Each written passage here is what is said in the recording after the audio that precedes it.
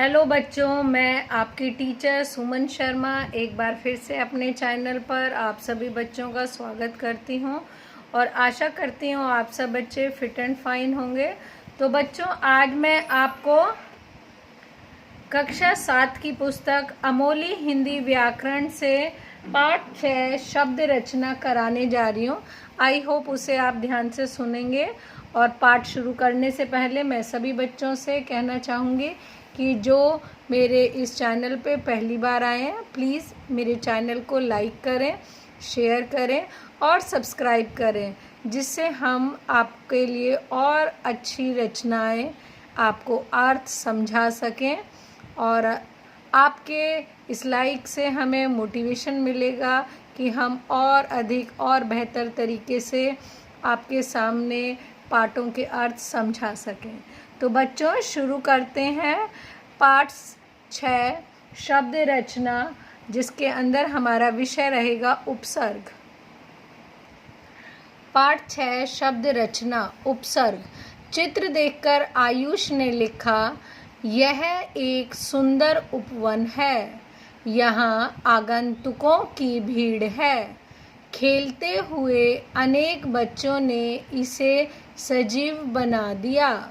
यहाँ प्रतिदिन अत्यधिक संख्या में लोग आते हैं। यहाँ का वातावरण अत्यंत सुखकारी है। निस्संदेह यहाँ आना प्रत्येक मनुष्य के लिए लाभकारी है। रंगीन शब्दों को ध्यान से पढ़िए। उपवन, आगंतुकों, अनेक, सजीव, प्रतिदिन आदि मूल शब्दों के आगे शब्दांश जोड़कर बने हैं, जैसे उप जमा वन उपवन, आ जमा गंतुकों आगंतुकों आदि। इस प्रकार हम कह सकते हैं कि उपसर्ग वे शब्दांश होते हैं जो मूल शब्दों के आगे जुड़कर नए शब्द बनाते हैं। एक बार फिर से ध्यान से सुने। उपसर्ग वे शब्दांश होते हैं जो मूल शब्दों के आगे जुड़कर नए शब्द बनाते हैं, यानी जो मूल शब्द हैं उनके आगे जुड़कर एक नया शब्द बनाते हैं, उसे उपसर्ग कहते हैं। वे शब्द अलग अर्थ में प्रयुक्त होते हैं और उनका अर्थ भी अलग होता है। अभी इन उदाहरण को ध्यान से सुनिएगा। अर्थ सहित मूल शब्द मान। अब इसमें उपसर्ग लगाएंगे अनु, तो नया शब्द क्या बन गया? अनुमान। अर्थ क्या है? अंदाजा या अटकल। अगला देखिए, अर्थ आदर, रूठना। तो अब इसमें उपसर्ग लगाएंगे तो बन गया अपमान। अपमान का अर्थ होगा अनादर, बेइज्जती। आगे नाप तोल आदि, यानी अभी। अभी में नया शब्द अभिमान, यानी गर्व, घमंड। उप जोड़ेंगे तो क्या बन गया नया शब्द? उपमान, जिससे तुलना की जाए। सम, यानी नया शब्द सम्मान, आदर और इज्जत। उपसर्ग के 5 प्रकार होते हैं बच्चों, जैसे संस्कृत के उपसर्ग, हिंदी के उपसर्ग, अरबी फारसी के उपसर्ग, और चौथा है उपसर्ग की तरह प्रयोग किए जाने वाले संस्कृत के अव्यय, अंग्रेजी के उपसर्ग। तो सबसे पहले हम लेंगे संस्कृत के उपसर्ग। उपसर्ग है आ और अर्थ है अभाव। तो शब्द बना अचर, अमर, अजर, अधर्म। अगला है ऊपर, श्रेष्ठ। इसके आगे हम उपसर्ग लगाएंगे अधि, अधिकृत, अधिनायक, अधिपति। अन, नहीं का भाव और अभाव, अनादर, अनावश्यक, अनर्थ। अनु, पीछे बाद में आने वाले, अनुक्रम, अनुज, अनुकरण। अप का बुरा, हीन, अपयश, अपमान, अपहरण। अगला है अति, अर्थ होगा अधिक, अत्यश, अत्यधिक, अत्याचार, अतिक्रमण। अगला अभी, अभी का अर्थ होता है सामने और, तो हमने शब्द बनाया अभिरुचि, अभिशाप, अभियान, अभिप्राय। अव, बुरा या हीन, अवरोध, अवमानना, अवशेष, अवनति, अवज्ञा। आ, तक रहित, आसक्त, आमुख, आगमन, आदान, आजन्म। उत, श्रेष्ठ, उत्कर्ष, उत्थान, उद्धार, उत्साह, उद्गम। उप, छोटा या समीप, उपग्रह, उपदेश, उपकार, उपमंत्री। दूर या दुस, इसका अर्थ है बुरा या कठिन। दुर्बल, दुर्गम, दुर्जन, दुराचार, दुष्कर। नीचे, कौशल के साथ। निवास, निदान, निबंध, नियम, नियोजन। बिना, निर्बल, निर्धन, निर्जन, निर्दय, निराकार। उपका, छोटा, समीप, उपग्रह, उपदेश, उपकार, उपमंत्री। आगे है बिना, निर्बल, निर्धन, निर्जन, निर्दय, निराकार। नहीं, रहित, निसंदेह, निष्पाप, निसंतान। परा का विपरीत, पीछे। पराजय, पराधीन, पराकाष्ठा, पराक्रम। परि, आसपास, चारों ओर। परिचय, परिवर्तन, परियोजना, परिक्रमा। अधिक, आगे। प्रचार, प्रयोग, प्रभाव, प्रगति, प्रकोष्ठ। इसका अर्थ है भिन्न, विशेष, विचित्र, विभिन्न, विनाश, विवाद, विजय। यानी अच्छा, शुभ, सुपुत्री, सुपुत्र, सुविचार, सुयश, सुगम।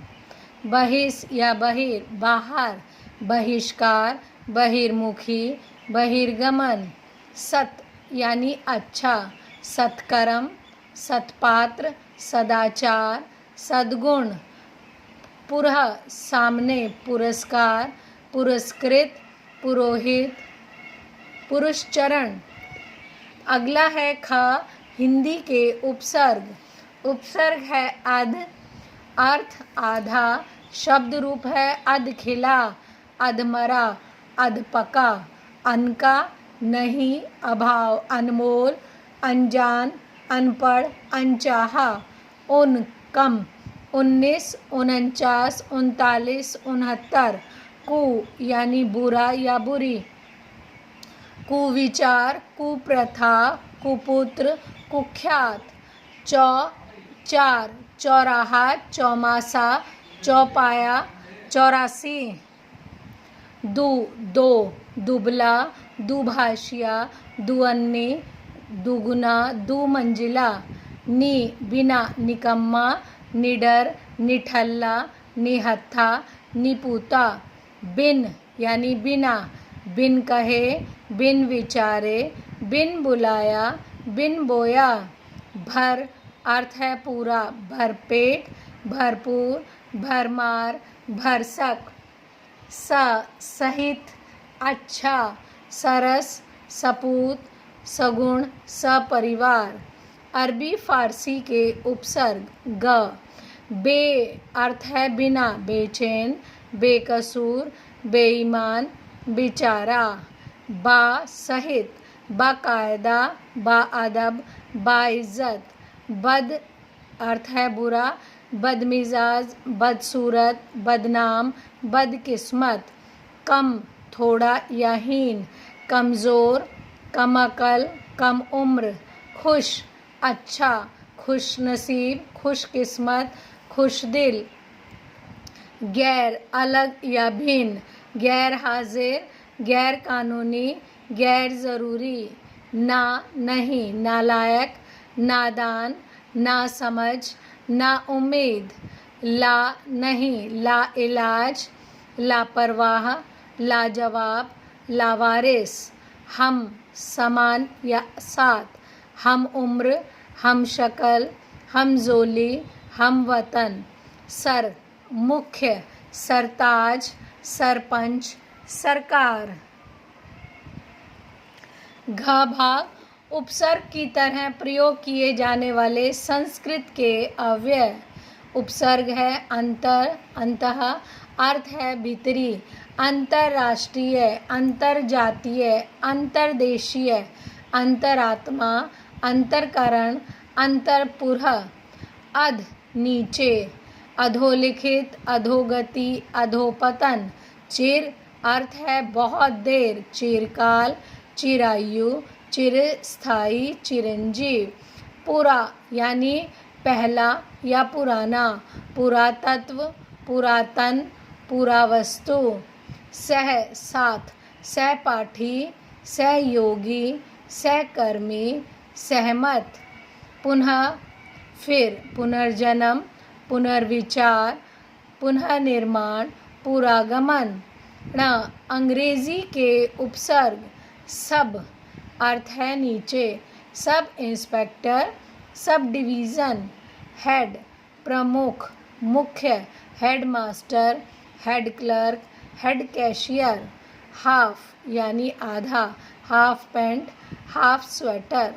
विशेष कभी कभी एक ही शब्द के साथ दो दो उपसर्ग का प्रयोग होता है, जैसे अ जमा सु जमा रक्षित, असुरक्षित। तो यहाँ पर दो उपसर्ग आ गए, आ भी और सु भी।